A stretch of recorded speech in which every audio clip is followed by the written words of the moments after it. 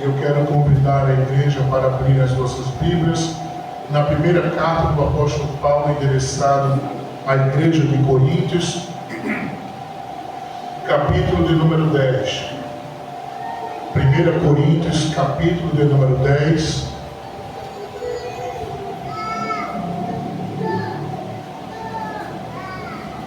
Coríntios, capítulo de número 10. Versículo de número 12 é o texto base que estamos usando para refutar, para expor e aplicar alguns pontos à luz das Escrituras acerca do tema que estamos abordando. E o tema é evitando os perigos que nos fazem cair na caminhada. Evitando os perigos que nos fazem cair na caminhada. 1 Coríntios, capítulo de número 10, versículo de número 12, diz assim: aquele, pois, que cuida estar em pé, olhe que não caia. Vou repetir. Aquele, pois, que cuida estar em pé, olhe que não caia. O apóstolo Paulo, nós vimos na semana anterior, de que ele trouxe algumas evidências relativas ao cuidado, à atenção que os crentes da igreja de Coríntios deveriam ter acerca de manter-se em pé diante das adversidades, diante dos perigos que emergem, que surgem na caminhada cristã. O apóstolo Paulo, ele mostrou, ele revelou acerca de alguns pontos, e o primeiro ponto que nós falamos, que nós abordamos na semana passada, foi acerca da cobiça. O apóstolo Paulo mostrou de que um dos elementos que fez o povo de Israel cair no deserto, ou perecer no deserto, ou até mesmo não concluir a sua caminhada rumo à terra prometida, foi a cobiça. Nós vimos aqui o significado da palavra cobiça. Ela também se aplica, ela está dentro dessa perspectiva, dessa visão etimológica da palavra cobiça, ou dentro dessa idiomática, na visão grega, que é epitúmia, desejo desenfreado, desordenado, sem limite, sem controle. E nós vimos de que a cobiça, ela traz alguns malefícios para a vida do ser humano e principalmente a vida cristã. Quem toma por este caminho da cobiça está fadado ao fracasso. Quem toma o caminho da cobiça está sendo conduzido a passos largos para uma queda inevitável, porque a cobiça, ela é uma corda que sai puxando, que vai dando ênfase, e o indivíduo que vive esta vida cobiçosa, ele acaba caindo nas suas próprias paixões, nas suas próprias vaidades. Também nós vimos de que havia alguns povos, como por exemplo o povo conhecido como povo pós-diluviano, o povo depois do dilúvio. A Bíblia registra isso em Gênesis, no capítulo 11, versículo 4, que fala de um povo que estava sendo liderado por um homem por nome de Nirod. E a Bíblia diz que esse povo, comandado por ele, agora resolve construir uma torre e uma cidade e uma torre. E é fato interessante de que tanto a cidade como principalmente a torre, eles deixam bem claro e explícito nas Escrituras de que esta torre, ela tinha que tocar no cume do céu, nas alturas, nos mais altos, para que ela fosse o nome daquela cidade, o nome daquela torre, o nome daquele povo, fosse um nome lembrado, fosse um nome célebre. Célebre aqui é uma pessoa que está em destaque, em evidências, que está sempre aparente. E a Torre de Babel tinha também essa tipologia, poderia ser aplicado acerca desta megalomania, esse desejo compulsivo de estar em destaque, porque a megalomania ou megalomaníaco é aquele que tem a fascinação por tudo que é exagerado, mas popularmente conhecido como mania de grandeza. Para a psicologia, o megalomaníaco é aquele que sofre de um transtorno de personalidade com delírios de poder e desejo exagerado de ser reverenciado ou notado. Então a gente vê que o povo pós-diluviano tinha essa megalomania de querer ser notado, ser visto, custe o que custar. E isso não é bom, porque a Bíblia vai nos mostrar, a Bíblia revela de que Deus agora desceu para visitar o que os homens intentavam fazer, o que os homens estavam fazendo. E Deus chega à conclusão, Deus faz aquele rápido diagnóstico. É claro que aqui, quando a gente olha para esta passagem, rapidamente, dá a entender que Deus não é onisciente, mas Deus é onisciente. Deus sabe de todas as coisas. Porém, entretanto, Deus visitou para ver o que eles faziam, embora Deus sabia de tudo, mas era a vontade de Deus que iria entrar em cena mediante o que eles estavam fazendo, porque o homem, ele não pode se queixar dos seus erros. A Bíblia diz, lá em Lamentações, no capítulo 3, do que se queixa, pois, o homem? Queixa-se, pois, dos seus próprios pecados. Então, isso denota de que tudo que acontece, de bom ou de ruim, é resultado do que o homem pratica. Porque Paulo vai dizer de que não erreis, Deus não se deixa escarnecer. Tudo que o homem plantar, isso ceifará. E aí ele faz agora um paralelismo. Ele faz uma divisão. Ele diz de que aquele que planta na carne, ele vai colher corrupção, mas aquele que planta no Espírito, ele colherá vida eterna. Então isso denota de que tanto que é bom que é ruim são consequências da trajetória da vida humana. Deus sempre quer o melhor para o homem, mas o homem é quem procura o caminho que ele quer ser denotado na sua vida. Quem diz amém por isso? Então, meus irmãos, nós vemos também de que existiam alguns discípulos com essa megalomania de posição de poder. Marcos capítulo número 10, versículo 40 a 45, a Bíblia diz de que alguns dos discípulos pediram ao Senhor para que tivesse um lugar exclusivo, um lugar de destaque ao lado do Senhor na glória. Mas aquilo era um pedido impossível, porque Deus não divide a glória dele com ninguém.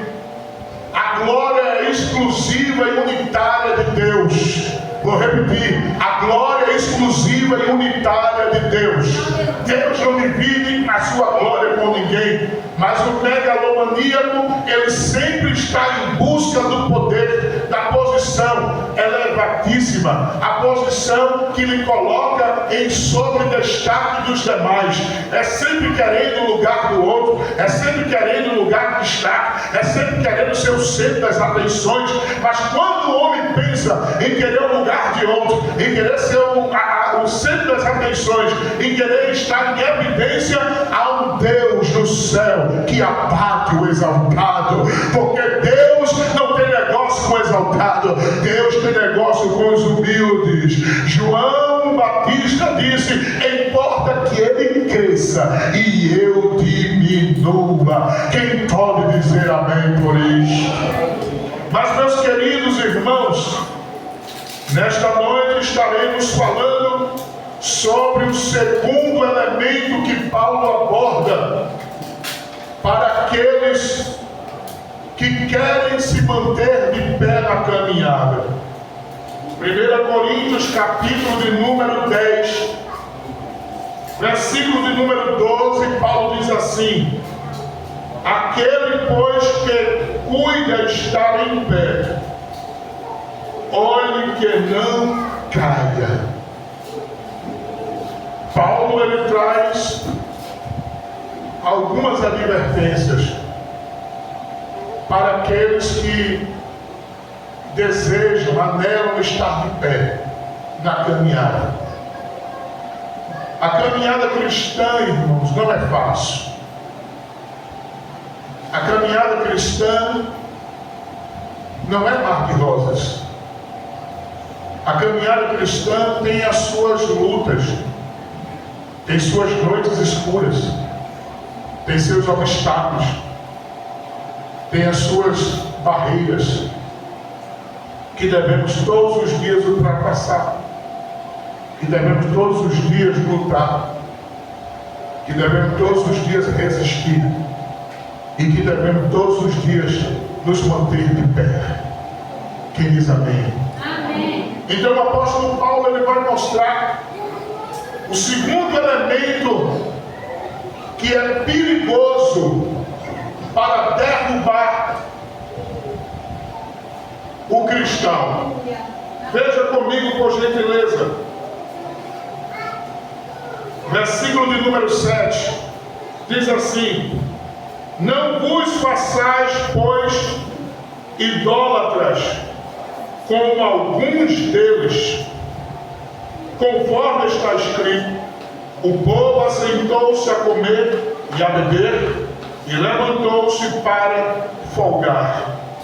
Então, o segundo elemento que Paulo aborda aqui, trazendo menção para a igreja de Corinto, é a idolatria. Por que Paulo fala isto para a igreja de Corinto? Porque Paulo faz menção do povo do Antigo Testamento e aplica para o povo do Novo Testamento, da igreja primitiva. Porque Paulo estava mostrando de que assim como a igreja, ou assim como o povo, no tempo antigo, na antiga aliança, debaixo da lei, podemos assim dizer, que tinha saído do Egito e estava rumo à terra prometida, tinha também uma figura da igreja caminhando para a Nova Jerusalém. E Paulo mostra de que o erro que eles cometeram lá atrás seria agora de exemplo para não cometer o erro no século presente. Eu vou repetir. Paulo estava mostrando de que o erro que foi cometido no passado serviu de exemplo para não cometer o mesmo erro no século presente.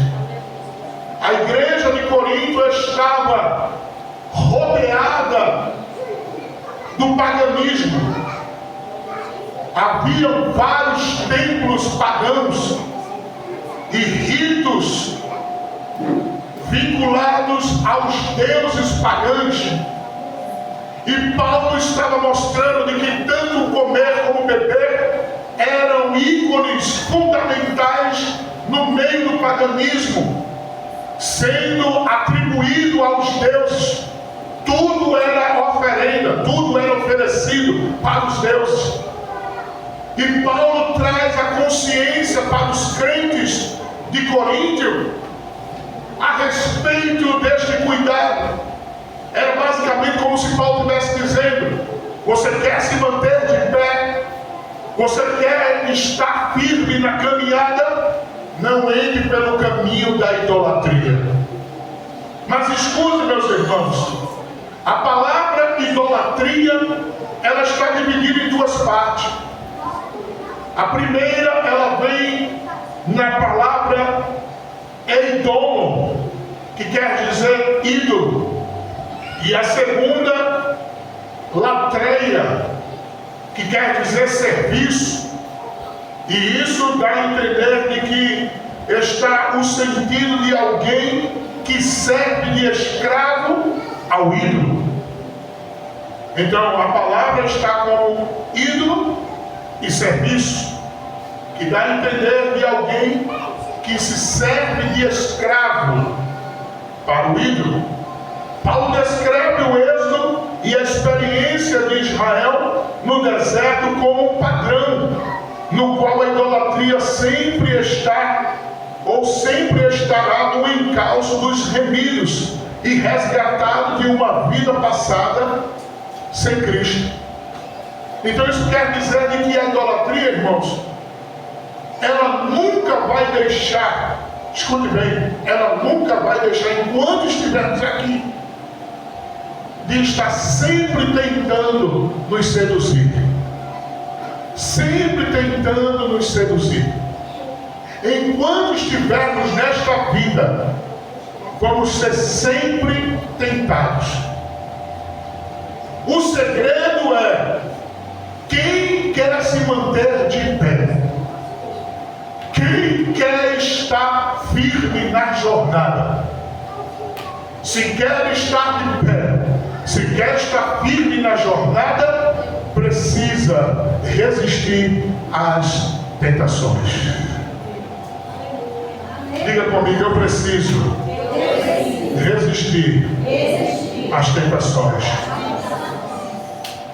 Veja aí a sua Bíblia aí, Salmo de número 115. Salmo 115. É um salmo muito conhecido pela igreja do Senhor, mas sempre é bom a gente estar lendo, né? Salmo 115, verso 4 ao verso 8 diz assim: os ídolos deles são prata e ouro, obra das mãos dos homens. Tem boca, mas não fala. Tem olhos, mas não vê.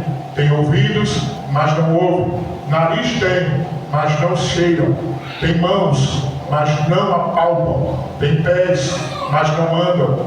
Nem som algum sai da sua boca ou da sua garganta. Tornem-se semelhante a eles os que os fazem e todos os que neles confiam. Veja Isaías 42. Isaías 42, versículo de número 17. Isaías 42, versículo 17 diz assim: tornarão atrás e confundir-se-ão, e de vergonha os que confiam em imagens de escultura e dizem às imagens de fundição: vós sois nossos deuses.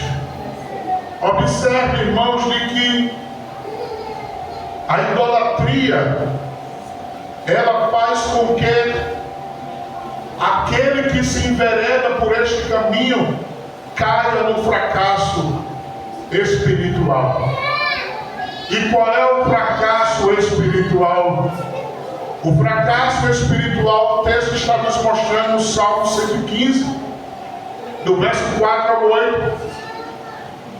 O salmista diz assim: que os ídolos têm olhos, mas não vê, tem boca, mas não fala, tem pés, mas não andam, tem mãos, mas não podem apalpar, som da sua boca não sai.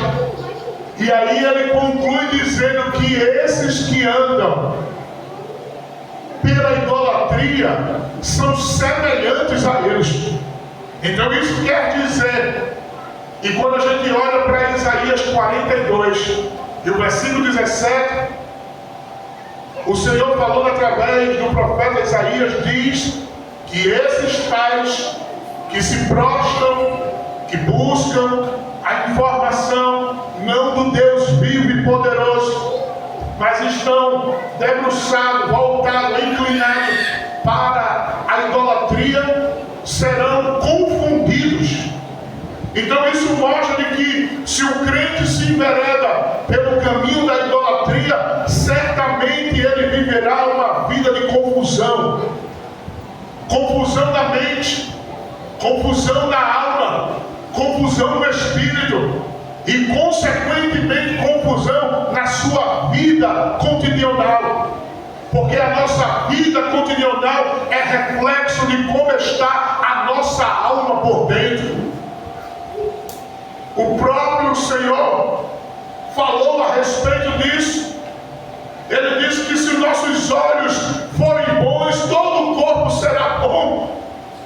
Mas também se for mal, todo o corpo será tenebroso.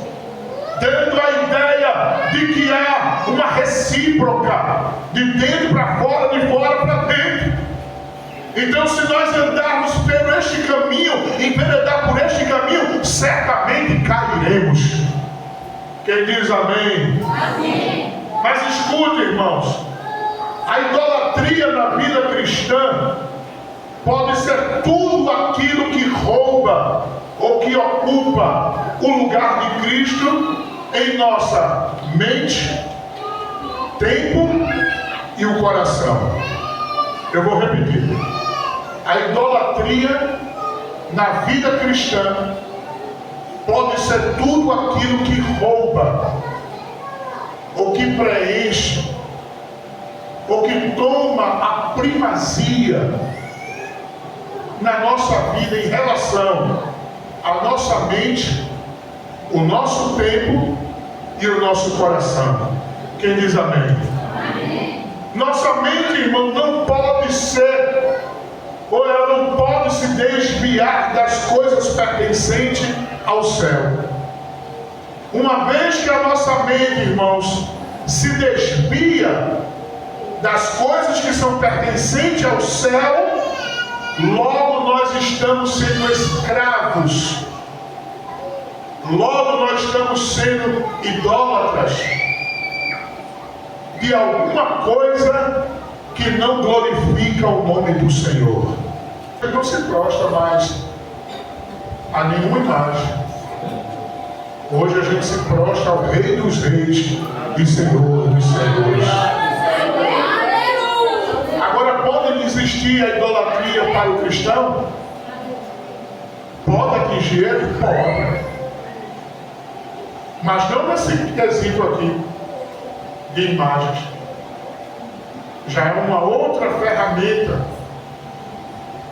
que o adversário usa para fazer com que o crente ele se prostre, ele desvincula, ele tira o pulso, ele desvia o que é para ser adorado a Deus, para ser adorado aquilo que é efêmero, que é passageiro. Vamos ver lá, irmãos. O nosso tempo, ou melhor, a nossa mente, não pode se desviar das coisas pertencentes ao céu. Veja aí, irmãos, Colossenses capítulo 3. Colossenses capítulo 3. Versículo de número 1 ao 3. Veja o que diz a palavra do Senhor. Colossenses capítulo 3, versículo 1 ao 3, assim: portanto, se já ressuscitaste com Cristo, buscai o que, irmãos? As coisas que são onde Cristo está sentado à destra de Deus. Versículo 2: pensai nas coisas que são de cima, e não nas que são da terra. Versículo 3: porque já estáis mortos, e a vossa vida está escondida em Cristo. Não. Filipenses capítulo 4. É só voltar, irmãos, algumas coisas. Filipenses capítulo 4, versículo 8. Veja o que diz a palavra do Senhor. Filipenses 4 e 8. Quanto aos mais, irmãos, tudo que é verdadeiro, tudo que é honesto, tudo que é justo, tudo que é puro, tudo que é amável, tudo que é de boa fama, se há alguma virtude e se há algum louvor, faça o que? Deixe de pensar nisso. Nisso pensar. Como é que é, irmãos? Nisso pensar. Nisso pensar. Paulo estava dizendo à igreja de Filipos: meus irmãos, vocês agora estão libertos. Vocês agora estão agora em Cristo. Vocês agora não estão, olhem para cá, presta atenção, vocês não estão na prática antiga.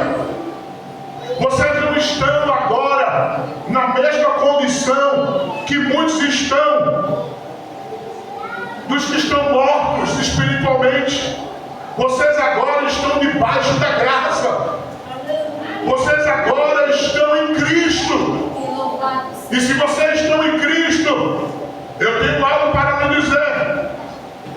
Ele diz assim: o que é verdadeiro, tudo, o que é honesto, tudo o que é justo, tudo que é puro, tudo que é amável, tudo que é de boa fama, tudo, se alguma virtude e se algum louvor, nisso pensai. Paulo estava dizendo: a sua mente não pode estar sendo escravo das coisas terrenas, senão vira uma idolatria. Se você ficar pensando nas coisas terrenas que não glorifica a Deus, é uma vida também de idolatria. Mas nesta noite Deus está nos dizendo: o teu pensamento tem que ser para o Senhor, o teu pensamento tem que ser para o Senhor, o teu pensamento tem que ser para o Senhor, o teu pensamento tem que ser para o Senhor, o nosso pensamento tem que ser para o Senhor. Porque, irmão, se a gente desviar 1 milímetro do nosso pensamento para as coisas carnais, a gente cai. É por isso que Paulo disse aos Colossenses: pensai nas coisas que são de cima. Quando se pensa nas coisas terrenas, irmão, a carnalidade toma conta. Quando se pensa nas coisas terrenas, o velho homem volta a funcionar e entrar em cena.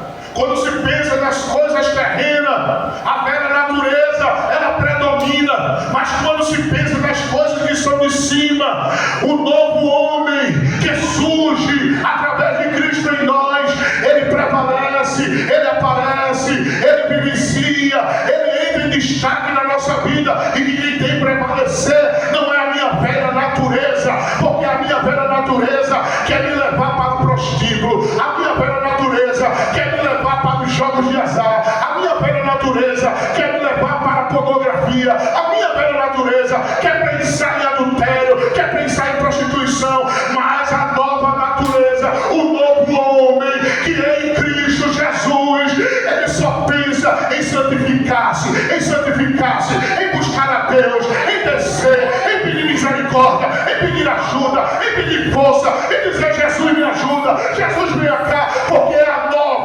nova criatura que habita em nós, a nova natureza que está em nós, o novo homem que opera em nós, Cristo. Se pensarmos em Cristo, nós venceremos a batalha da nossa jornada. Só quem tem essa certeza, levante a mão e glorifique o nome do Senhor. Pensa no céu, irmão. Se tu pensar nas coisas terrenas, vai dar errado. Se tu pensar nos problemas, vai dar errado. Mas quando tu pensa no céu tem providência, no céu tem justiça, no céu tem santidade, no céu tem glória, no céu o trono não está vazio, o trono está ocupado pelo Deus Todo-Poderoso. Deus nos convida em pleno século XXI, enquanto o mundo está com a mente voltada para as coisas efêmeras desta vida, para o caos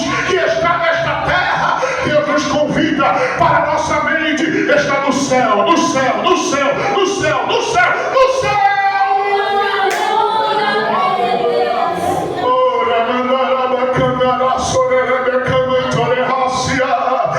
Enquanto tu estiver olhando para as coisas terrenas, tu não vai ver a glória de Deus se manifestar.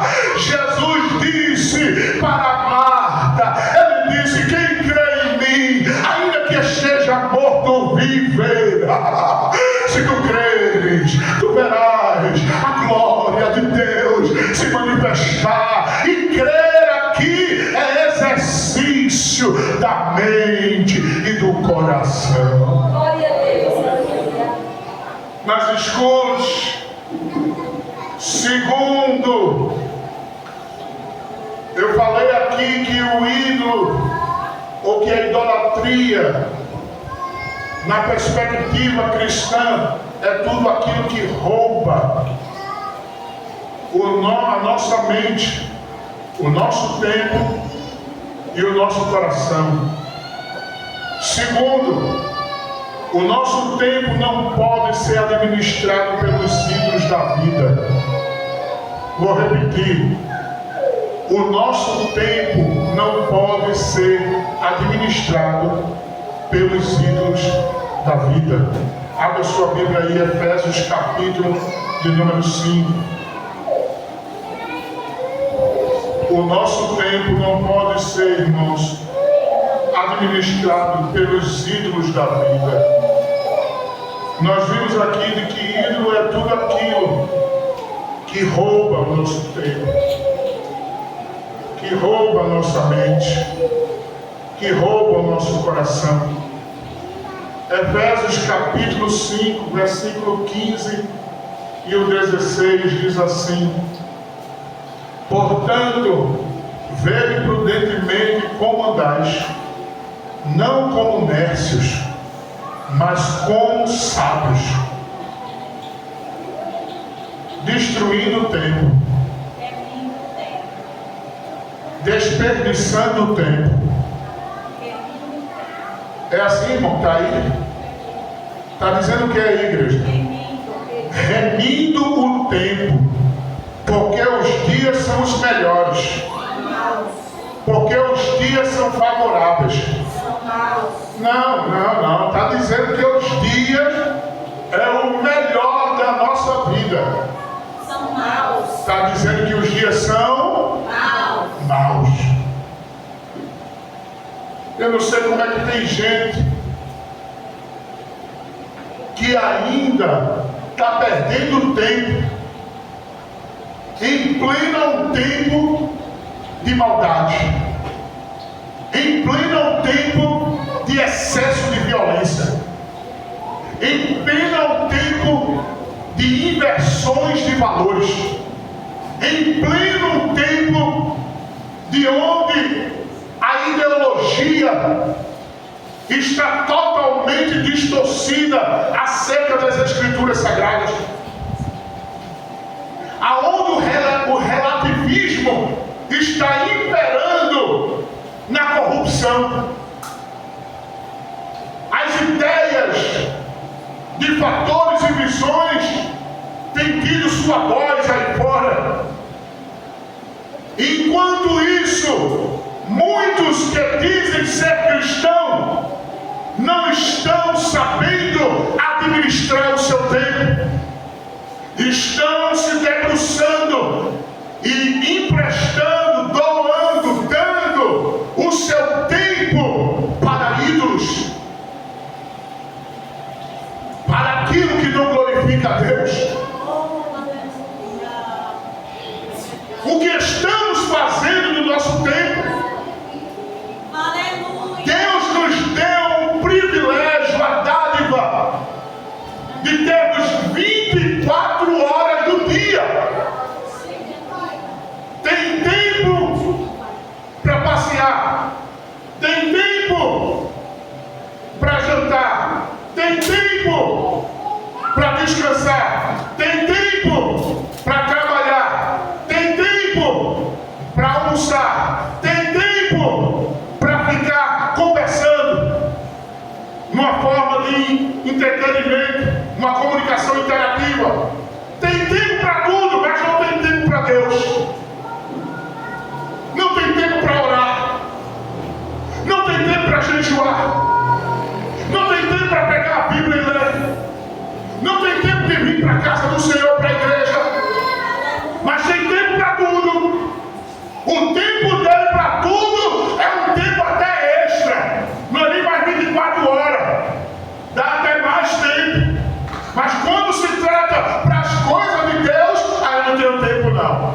Ah, se der eu chego lá. Ah, se der eu vou. Ah, porque eu estou sentindo isso. Ah, porque eu estou sentindo aquilo. Ah, porque eu estou indisposto. Ah, porque eu estou indisposta. Ah, porque apareceu isso. Ah, porque apareceu aquilo. E Deus te deu 24 horas para quê? Foi só para tu folgar? Só para viver a vida terrena? Não, querido. Deus te deu o tempo para tu administrar, mas tem tempo para Ele. O tempo do Senhor não pode ser negociado, nem pode ser roubado, nem pode ser fraudulado. O tempo para o Senhor tem que ser intocável, tem que ser inegociável. O tempo do Senhor é dele, só Ele, para Ele, toda honra, toda glória, todo louvor. Levanta a tua mão e adore o nome do Senhor. O que estamos fazendo no nosso tempo? Deus pede nosso tempo para Ele. Porque tu está tendo tempo agora. Tu está tendo tempo agora com saúde, mesmo capengazinho, mesmo sentindo as dores, mesmo, mas está tendo tempo. Não espere a noite escura chegar.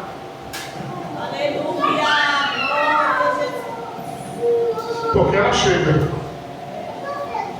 E aí tu vai dizer: ai, como eu queria um tempo para ir para a casa do Senhor. Ah, como eu queria uns minutos na casa do Senhor. Mas aí vai ser tarde. Aproveita o tempo que Deus está te dando agora. Desfruta do tempo que Deus está te dando agora. Escuta em nome de Jesus. Desfruta do tempo que Deus está te dando agora. Pode ser que na tua vida algumas coisas está sendo um ídolo que está roubando o teu tempo.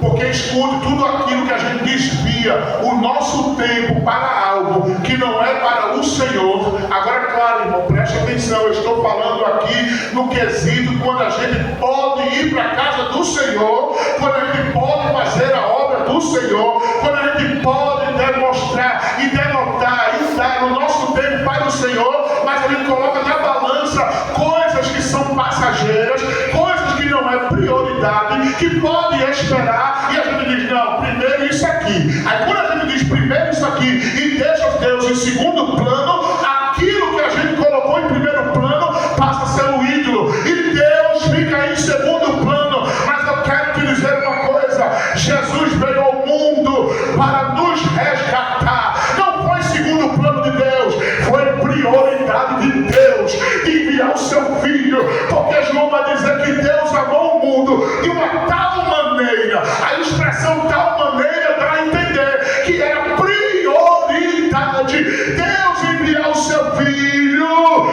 para nos resgatar. E se Ele veio, nos resgatou, que nosso tempo seja prioritário para Ele, porque Ele é digno do nosso tempo. Ele é digno do nosso tempo. Escute. O smartphone, ele no mau uso, irmãos, se passa a um ídolo.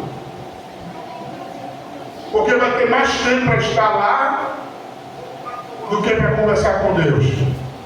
Vai ter mais tempo para usar ele do que para orar. Vai ter mais tempo para usar ele do que ler a Bíblia. Vai ter mais tempo para usar ele do que se consagrar. Vai ter mais tempo para usar ele do que vir para a casa do Senhor. Tem gente, irmão, que fica tão agarrado no smartphone, no celular, que ele perde até a noção do tempo. E quando ele olha, meu Deus, já são 7h30, o culto E aí ele corre para a igreja. Aí eu pergunto, e essa adoração como é que vai ser? E essa adoração como é que vai ser?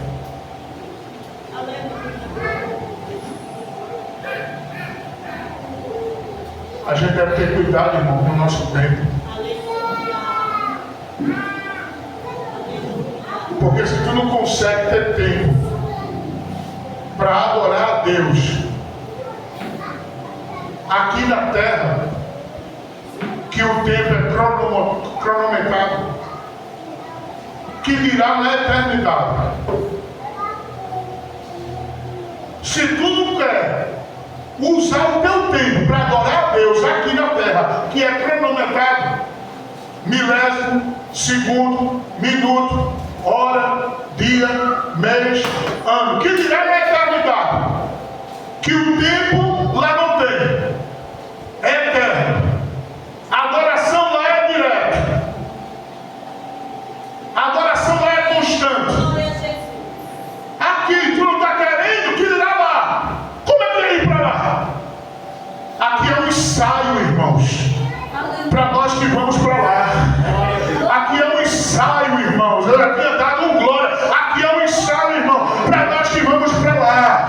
Então ensaia aqui, administra teu tempo. A partir de hoje, em nome de Jesus, muda, vê as prioridades. O que é que tu estás colocando como prioridade no teu tempo? Se é Deus que está como prioridade, ou se é o teu trabalho que está em prioridade, ou se é o teu lazer que está em prioridade, e Deus ficando em secundário. Não, Deus tem que ser sempre prioridade, prioridade, prioridade, prioridade.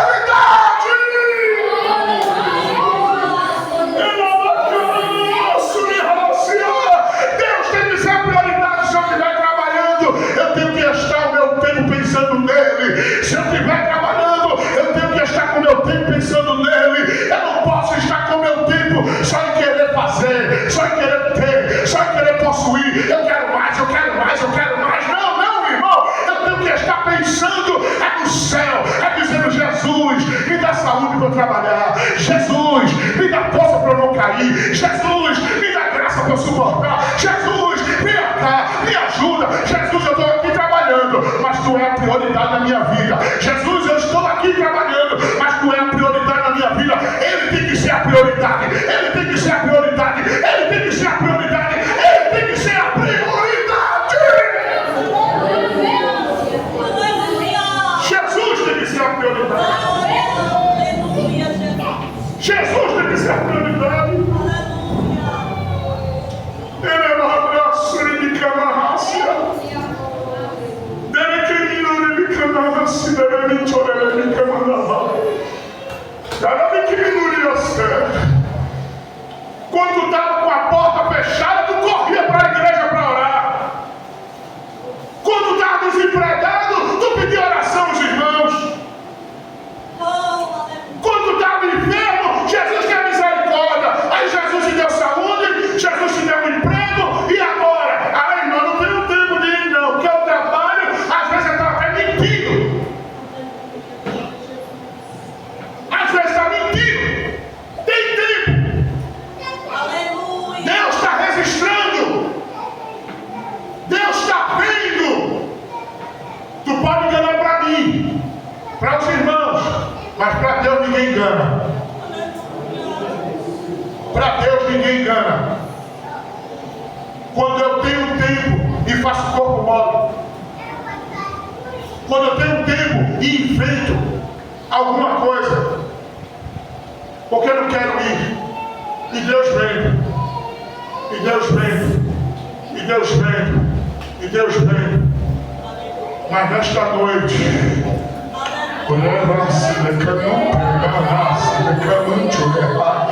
recebe força da parte de Deus.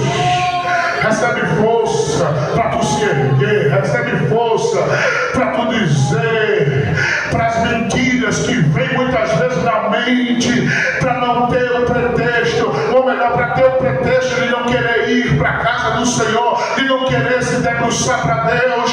Tu repreender a autoridade no nome de Jesus e dizer: olha, carne, tu não vai prevalecer não, viu, carne? Olha, carne, tu não vai mandar em mim não. O meu tempo é para meu Deus, o meu tempo é para Ele. Eu vou adorar Ele, porque, meu irmão, Jesus te tirou de um lugar tão terrível. O teu tempo lá fora era para o mundo, era para a bagaceira, era para a vida preguiça. Jesus te trouxe para cá, te deu um banho, mudou o teu linguajar, mudou as tuas vestes, mudou o teu sentimento, te deu a esperança da vida eterna, para que tu tivesse o tempo disponível para Ele. E agora tu não queres? Recebe força nesta noite, para que o teu tempo seja para Ele. O Senhor te dá força, o Senhor te dá graça, porque Ele te ama, porque Ele não quer te perder, porque se tu for por esse caminho, tu vai se desviar, tu vai se perder, tu vai sair da presença do Senhor. Mas como Deus te ama, Ele te trouxe aqui nesta noite para te dizer: eu estou mudando a tua história, vou soprar um vento na tua vida, vou ter um particular contigo e vou te dar força, vou te dar graça, vou mudar a tua história. Tu vai se erguer, o vale de osso seco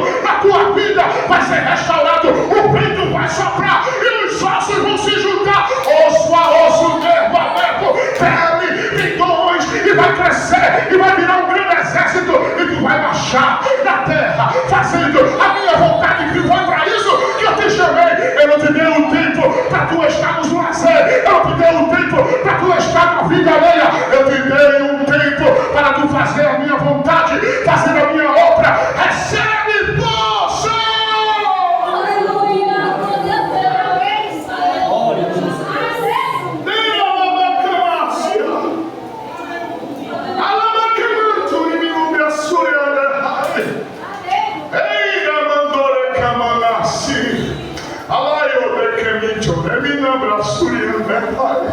Desperta, desperta, tu que dormes dentre os mortos, e Cristo te esclarecerá. Tu está dormindo espiritualmente e não está percebendo, tu está no sono da indolência e não estás percebendo, tu está entrando numa rotina, numa mesmice, tu está entrando num caminho de queda espiritual, tu está entrando num caminho de morte espiritual. Mas Deus nesta noite te trouxe aqui para te dizer: muda o curso, muda o caminho enquanto é dia, antes que a noite chegue, porque a noite pode chegar na tua vida. E assim diz o Senhor: eu tratarei contigo na noite que chegará no teu viver. Muda, muda, muda, muda enquanto é tempo. Quem tem ouvido, ouça o que o Espírito diz à igreja. Oh, terceiro, nosso coração não pode ser santuário e nem moradia de ídolos dessa vida, irmãos. Mateus capítulo 6. Mateus capítulo 6, versículo 21. Oh, aleluia. Mateus 6 e 21. Glória a Deus. Mateus 6 e 21 diz assim: porque onde estiver o vosso tesouro, aí também o vosso coração. Onde estiver o vosso tesouro, aí também estará o vosso coração. Coração aqui é a sede das emoções, nossos sentimentos. O nosso sentimento, a faculdade mental, o estrutural, a base da vida do homem. Aonde está o teu coração?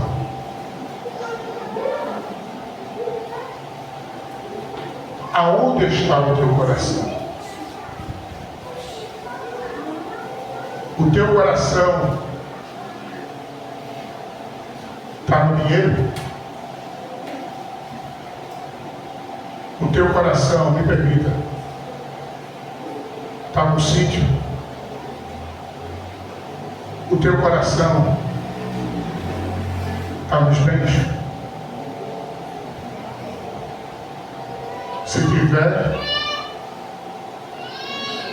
é o santuário para esses ídolos entronizar. Mas se o meu e o teu coração estiver no Senhor, se o meu e o teu coração estiver no Senhor, escuta bem, ele estará limpo. Vou repetir.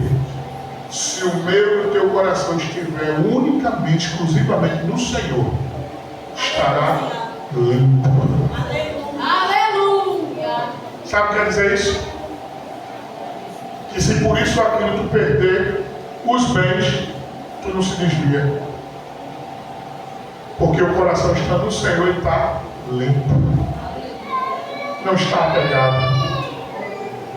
Mas se o coração estiver nas coisas materiais, como diz, né, o dito popular, o jargão popular, mata e morre. Mas quando o coração está no Senhor, ele é que nem Jó. Meu Deus deu, meu Deus tomou. Bendito seja o nome do Senhor.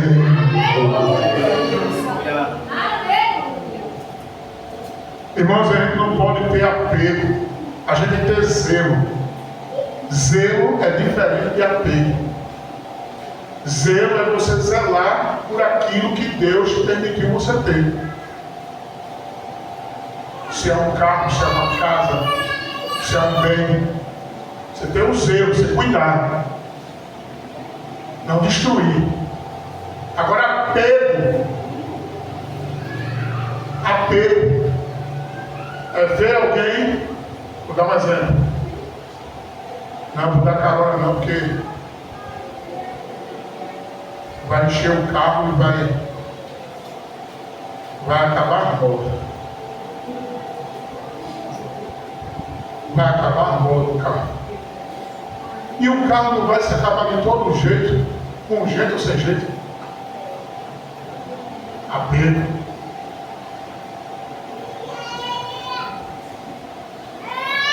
Tem uma obra, eu não vou levar não, porque é cheio de lama ali, é cheio de barro. Apego. De todo jeito não vai lavar o carro. Porque um dia, irmão, nossos olhos vai fechar. E o sítio, o carro, a casa, a moto, os talheres, os copos, vai ficar. Aleluia, glória a Jesus. Se for o esposo, se for viúvo, depois ele casa. Quem vier vai desfrutar. Se for a esposa e o marido morreu, o marido não morreu, meu bonitão, meu bonitinho, morreu, demora um pouquinho, casa. E tu ficou naquela pose, não uso, não vou fazer, Aí o outro que vem usa e ainda diz, presente de Deus.